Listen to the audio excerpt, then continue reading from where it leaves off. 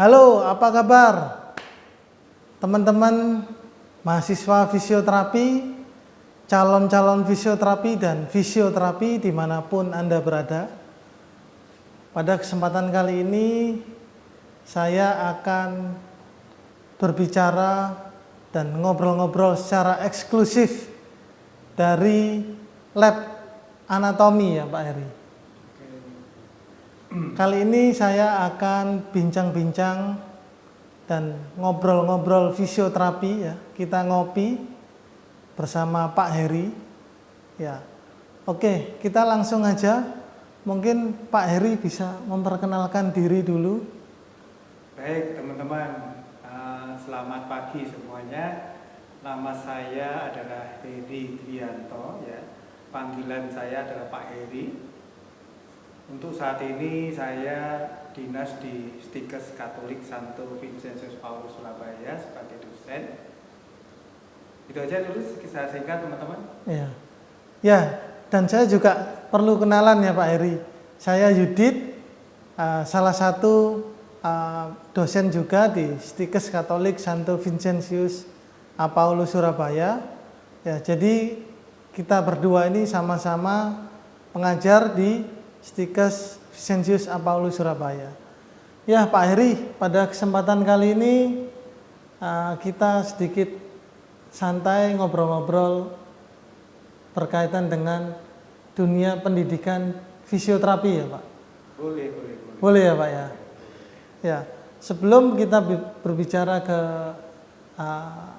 materi di pendidikan fisioterapi, mungkin Pak Heri bisa sedikit cerita tentang awal mulanya bekerja sebagai fisioterapi sampai ke menjadi dosen ini gimana Pak? Ya baik Pak Yudit.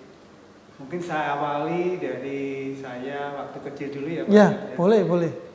Dari gini teman-teman, saya ini lahir di kota Pare Kediri. Ya. Kemudian saya besar sampai SMP ya, jadi SD sampai SMP saya ada di Pare.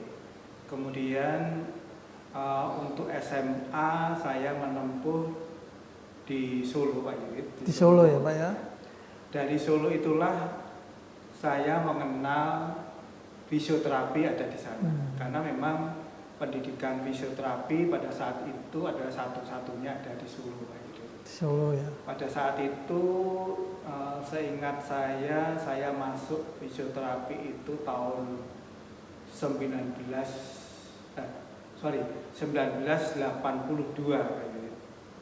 Jadi saya lulus 1985 baru lulus D3 fisioterapi. Kemudian dari D3 fisioterapi, kemudian langsung saya ke Surabaya, dan saya melamar di salah satu rumah sakit Surabaya yaitu RKZ. Pada saat itu ya hanya satu-satunya itu Pak Yudit, jadi saya tidak kemana-mana, langsung ke RKZ. Pada saat itu karena saya ada kenalan juga di Surabaya yaitu Pak Kajat. Melalui dari Pak Kajat ini saya kenal RKZ. Kemudian saya bekerja di RKZ kurang lebih sampai 25 tahun di RKZ. Baru saya diminta untuk membantu membuka program prodi fisioterapi yaitu 2009 di Stikes ini. Ya Pak Heri, itu tadi singkat cerita perjalanan waktu kecil sampai kemudian berproses di kota Solo ya, terutama saat menempuh pendidikan fisioterapi ya. Kemudian lalu ke Surabaya. Jadi prosesnya ini juga panjang ya Pak ya, kalau melihat cerita sampai 25 tahun berkarya di rumah sakit di fisioterapi rumah sakit RKZ Surabaya. Kemudian diminta membantu di kampus ya Pak ya, di bagian pendidikan kalau dulu bilangnya Pak ya, di dunia pendidikan. Gimana Pak Heri? Ada perbedaan enggak waktu berkarya atau bekerja di rumah sakit secara langsung di pelayanan, sekarang bergeser ke dunia pendidikan? Ya, baik. Memang berbeda ya Pak Yudit ya. Pendidikan dengan praktisi itu berbeda, yang jelas. Saya merasakan bahwa waktu saya di RKZ itu di rumah sakit sudah cukup lama. Ya, Saya itu orangnya suka tantangan Pak Yudit. suka tantangan Pak. Ya, jadi pada saat itu saya kok pingin tantangan baru ya, tantangan baru. Sehingga saya ada kesempatan saat itu yaitu diminta untuk membantu di prodi ya, di prodi membuka prodi fisioterapi. Nah, itu kan suatu tantangan Pak Yudi. Nah, dengan tantangan itu akan menjadi suatu motivasi saya, yaitu saya harus bisa. Padahal itu adalah dunia pendidikan, di mana dunia pendidikan dengan praktisi agak beda. Tapi semua bisa dipelajari Pak Yudit, bisa dipelajari ya, sampai akhirnya sampai sekarang ini saya masih ada di Stikes ya. Ya Pak ya, jadi Pak Heri suka tantangan Pak ya, waktu di rumah sakit seperti apa perjalanannya, kemudian di situ berkembang, lalu kemudian dipindah di pendidikan waktu itu Pak ya, diminta untuk mengembangkan. Nah ini jelas situasinya berbeda ya Pak ya, jelas berbeda kan ya. Nah ini supaya alumni kemudian teman-teman fisioterapi itu juga mungkin punya pola pikir Pak ya, pola pikir bahwa fisioterapi itu tidak hanya di pelayanan saja Pak ya, pelayanan yang berkecimpung dengan dunia rumah sakit maksudnya dengan pasien langsung, tapi juga bisa berkembang di akademisi seperti itu Pak ya. Nah, begini Pak Yudit ya. Untuk saat sekarang ini kita berkecimpung di pendidikan. Ternyata di pendidikan itu menarik Pak Yudit. Menarik. Karena apa? Karena apa yang kita dapatkan pada saat kita sebagai klinisi dulu ya, praktek itu benar-benar bisa kita aplikasikan. Ya, oh ternyata pendidikan fisioterapi ini kalau tanpa dengan praktek ya, itu kok rasanya kurang ya Pak. Apalagi kalau kita sebagai dosen ya pastinya harusnya pernah mengalami bagaimana praktek itu ya, gambaran tentang pasien ini apa ya, misalnya pasien stroke kalau dulu kita kan tidak bisa membayangkan pasien stroke yang bagaimana. Tapi dengan kita praktek ya, udah mengenal ya, itu akan lebih gampang dalam hal kita belajar tentang teorinya, kemudian kita aplikasikan di praktek ya, di rumah sakit. Itu akan lebih gampang. Jadi intinya itu berkesinambungan ya Pak ya, antara pengalaman yang didapatkan di dunia praktisi, kemudian ketika di dunia pendidikan ini kan sangat istilahnya bisa berkolaborasi ya Pak ya. Iya, betul. Betul ya. Apalagi kalau kita sudah pernah membayangkan yang ada di lapangan ya. Jadi mentransfer ilmu kita ke mahasiswa itu lebih gampang. Lebih gampang ya. Seperti itu. Ya, sekedar informasi teman-teman. Saya dan Pak Heri ini memang backgroundnya seorang praktisi ya. Dulu sama-sama kita pernah bekerja di rumah sakit. Kita juga sampai sekarang juga masih ya separuh praktisi ya Pak Heri ya. Walaupun kita sehari-hari berkecimpung di dunia pendidikan, di kampus ya, mengajar ke teman-teman mahasiswa, praktek ya. Tapi kita juga sebagai praktisi. Salah satunya adalah kita juga praktek ya Pak ya di Vicentius Sport Injury Clinic ya teman-teman. Ya.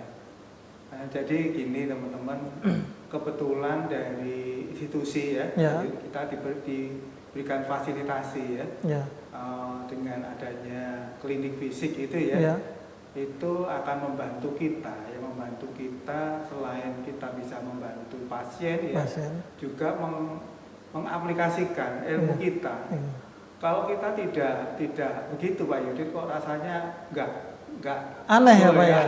Iya betul. Iya, anggapannya hanya belajar teori tapi prakteknya nol ya. Tapi enggak aja ya Pak Heri ya. Kita ya teori juga praktek ya.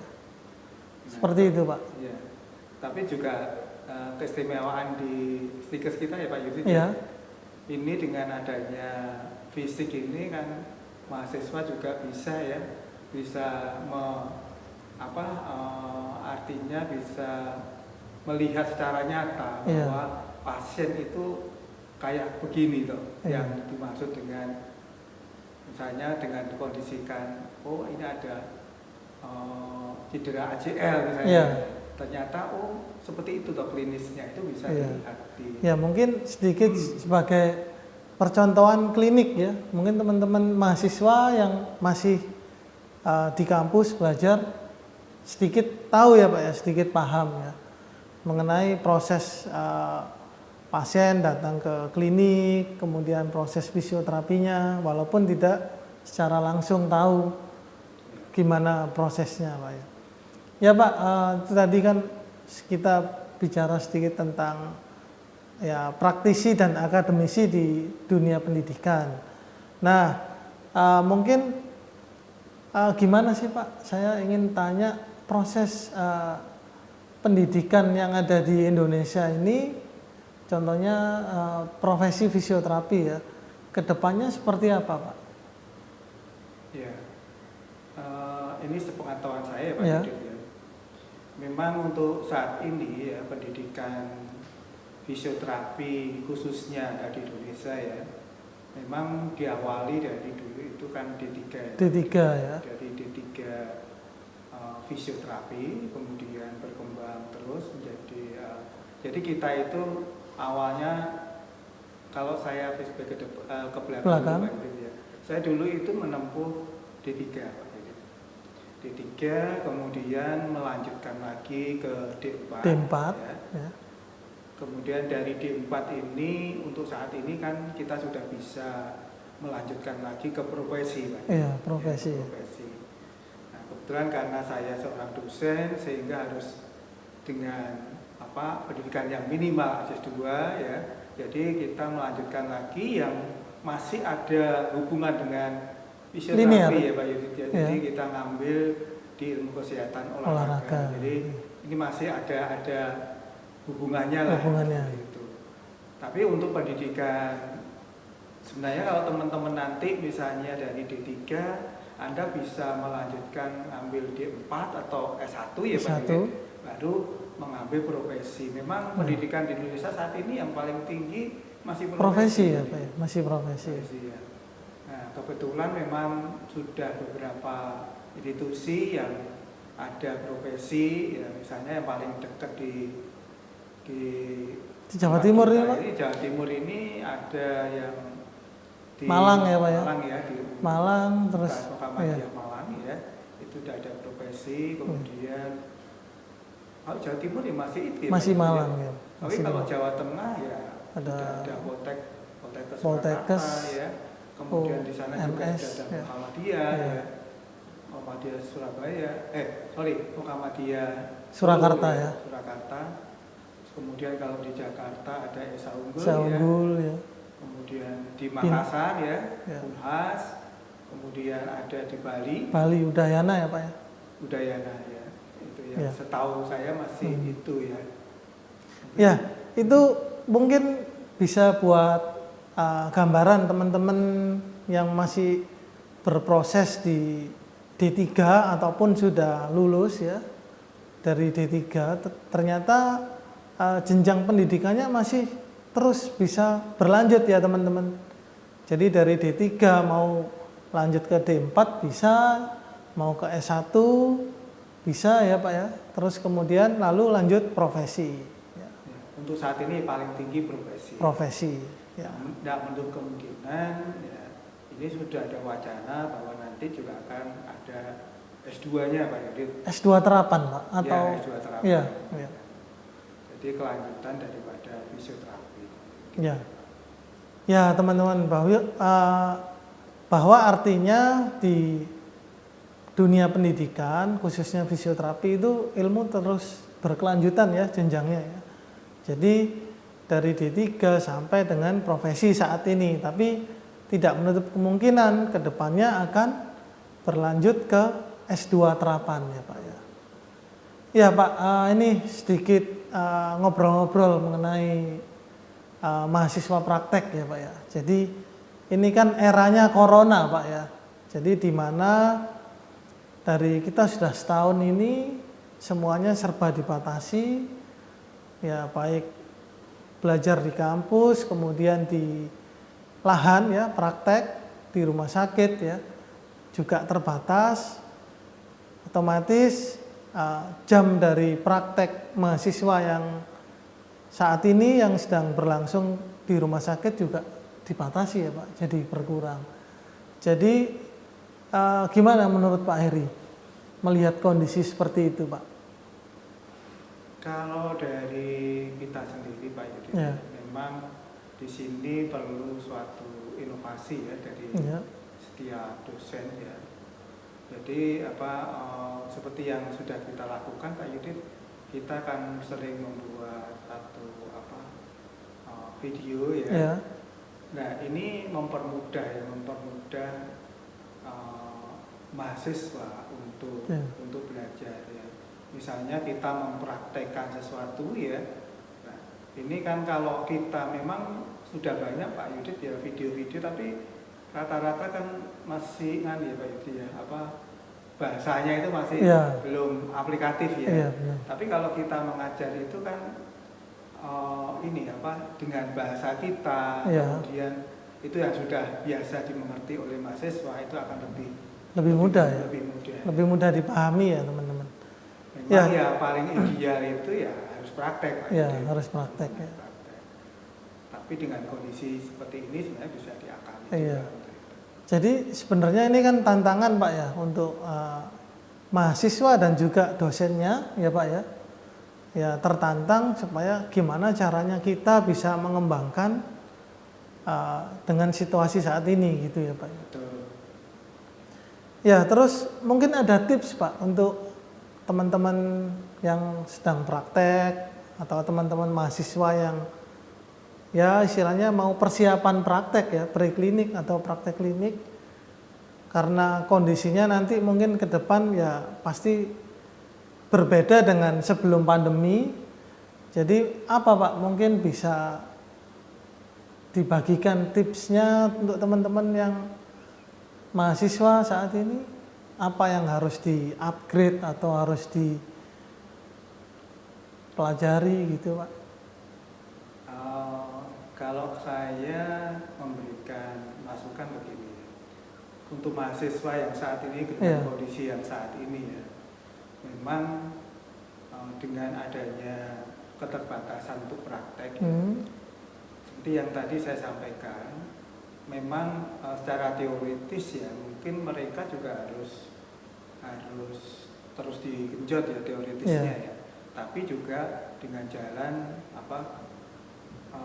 belajar membaca melihat dengan video-video aplikatif itu ya Pak Yudit.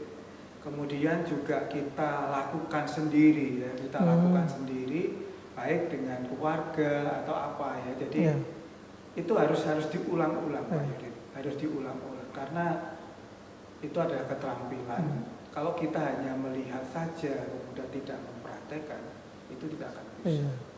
Tapi saran saya juga komunikasi dengan dosen ya. Karena Anda masih sebagai mahasiswa, jadi dikomunikasikan dengan dosen dan jangan takut untuk bertanya. Pendidikan fisioterapi berkelanjutan Pak Yudit. Jadi kalau ini nggak tahu, seterusnya nggak tahu. Tapi makanya harus tahu dulu. Harus tahu. Nah, itu kelanjutan terus supaya tidak ada nyambung terus. Jadi teman-teman bukan berarti kita yang sudah lulus di jenjang D3 itu enggak harus, maksudnya stop belajarnya enggak ya Pak ya, tetap ya berkelanjutan Pak ya. Bisa. Kita pun juga istilahnya yang sudah menempuh pendidikan akademik juga masih belajar ya Pak ya sampai sekarang ini ya, baik anatomi, biomekanik dan segala macam ya yang menunjang profesi kita ya sebagai fisioterapi. Ya itu tadi tips dari Pak Heri teman-teman ya, kita harus berani mencoba ya baik dengan rekan teman-teman, keluarga atau saudara ya. Jadi semakin sering kita aplikasi, semakin sering kita memahami nanti gimana ada kesalahan atau kekurangan, kita teman-teman bisa komunikasi dengan dosennya ya. Gitu ya Pak ya. Ya. Ya satu lagi Pak Heri, ini yang terakhir ya, supaya dengan kita ngobrol-ngobrol ini teman-teman bisa paham dan sedikit membuka wawasan mengenai dunia pendidikan di fisioterapi ya. Nah ini rencana kita di kampus ini bagaimana Pak Heri? Kan banyak ya pertanyaan dari alumni atau mahasiswa, Pak di Stikes RKZ atau di Stikes Stikfin ya, itu rencana membuka S1 kapan Pak atau D4 ya? Nah ini kan sering Pak Heri pertanyaan-pertanyaan ini muncul ke saya gitu. Nah mungkin Pak Heri bisa menjelaskan gimana sih apa kalau peluangnya ke arah S1 atau D4 atau profesi gimana Pak? Sebenarnya di Stikes ini sudah layak ya Pak. Sudah layak Pak ya. Sudah layak untuk membuka prodi baru. Karena kalau kita melihat dari perjalanan daripada Stikes yang ada di D3 fisioterapi ini yang dari Stikes ini sudah cukup lumayan lama ya. Kemudian apalagi sekarang kita kan sudah akreditasi B ya Pak. Akreditasi B ya. Salah satunya itu ada sebagai persyaratan untuk mendirikan prodi baru sudah bisa. Ya. Memang begini teman-teman. Nah ini mungkin untuk memacu teman-teman ya. Karena untuk mencari dosen ini Pak, dosen yang mau berkecimpung menggabung dari dosen fisioterapi Pak, agak sulit untuk fisioterapi. Iya. Kelihatannya teman-teman fisioterapi itu lebih enjoy di lahan. Iya, lebih enjoy praktek ya. Iya. Jadi ya itu masih kesulitan dalam hal SDM-nya. SDM-nya. Tapi kita yakin ya dengan mungkin dari teman-teman ada suatu semangat untuk mengembangkan diri, tetap mengembangkan fisioterapi. Saya kira suatu saat ya kita sudah siap kok mestinya Pak. Sudah siap ya. SDM-nya aja yang masih agak sedikit berproses Pak ya. Kita lagi berproses ya. Iya. SDM-nya. Kalau persyaratannya kok rasanya sudah mumpuni ya Pak. Iya ya. Sudah oke ya. Ya mudah. Ini kan tahu dari posisi kita. Iya. Ya. Jadi itu teman-teman ya. Mungkin yang pernah bertanya atau sering tanya kapan Pak Stikfin buka jalur transfer ya, bisa Pak ya jalur transfer ya? Bisa ya? Bisa. Kalau saya melihat dari perjalanan dari institusi lain ya Pak ya. Mereka setelah buka program reguler untuk misalnya mengembangkan ke D4 atau S1, ternyata dalam proses itu mereka juga bisa buka transfer. Sudah menerima mahasiswa jalur transfer Pak ya? Iya, saya kira dengan pengalaman mereka ya mungkin bisa lah ya. Bisa.